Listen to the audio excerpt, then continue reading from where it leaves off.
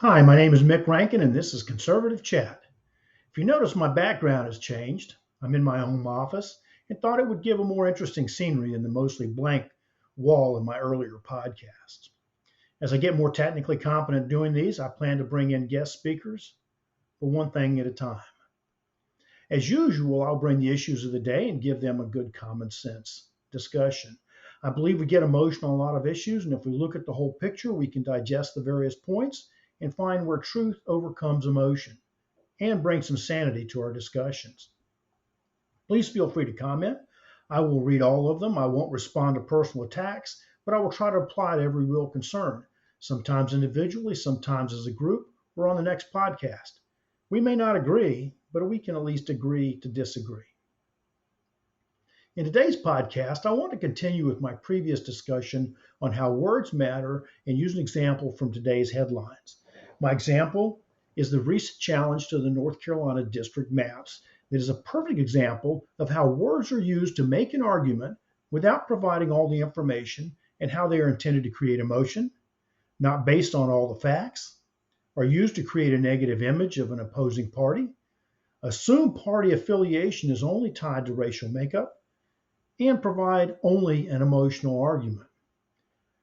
I wanted to use this example because it is relevant to what is happening right now in our state.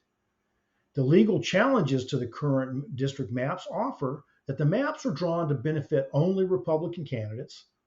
The maps drastically change the political makeup of the state and prevents voters from having their voice heard because the candidate of their choice may not be elected. The lawsuit states, as reported in the Associated Press, North Carolina's minority populations have long suffered from voting discrimination and vote dilution. As a result, have endured persistent disparities in political representation, adding that the state's newly enacted congressional redistricting plan exacerbates these issues. Now think about that statement and consider what it offers. Minority populations have long suffered and disparities in political representation. Both of these emotional arguments do not have supporting data. The first glaring problem is that it assumes minority populations only vote for Democrat candidates. It goes back to President Biden's statement when he was campaigning that if you didn't vote for him, you weren't black. It assumes that voters must be represented by the political party by which they're registered. In every election, someone gets elected and someone does not. That does not mean people who voted for the candidate that did not get elected will not be representative. Whoever is elected has the responsibility to represent all the people in their election area. It does not state, for example, that prior to 2010, the North Carolina legislature was a Democrat majority. The maps prior to 2012 were drawn to ensure Democrat majorities across most districts. In the 2010 election, the North Carolina legislature gained a Republican majority. That showed that the voters made a choice to elect Republican majority, even though the district maps heavily favored Democrat candidates. How is that possible? Well, it shows the choice belongs to the voters and not the party. Since 2010, continuing the trend, the North Carolina legislature has become a supermajority with the power to override a governor veto. Now let's discuss the gerrymandering debate and how it applies across party lines. The maps from 2011 and 2022 show a significant shift in district lines. The change makes counties aligned with a single district and places district lines along county boundaries rather than splitting counties to create districts. The 2022 effort is in alignment with the North Carolina Constitution that states voting districts will not split counties unless the population density requires the split. The 2011 map was drawn to give a Democrat advantage in district alignments. It was confusing to the voters who would represent them. Districts 1, 3, 4, 12, and 13 were especially confusing. They split counties, formed districts along racial demographics, and had little continuity. And here's a picture of that map.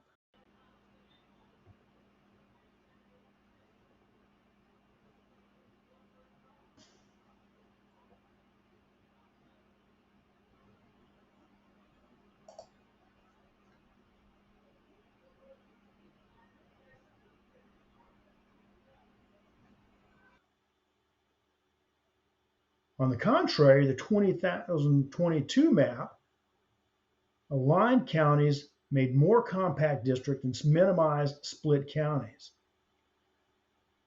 Here's a picture of that map.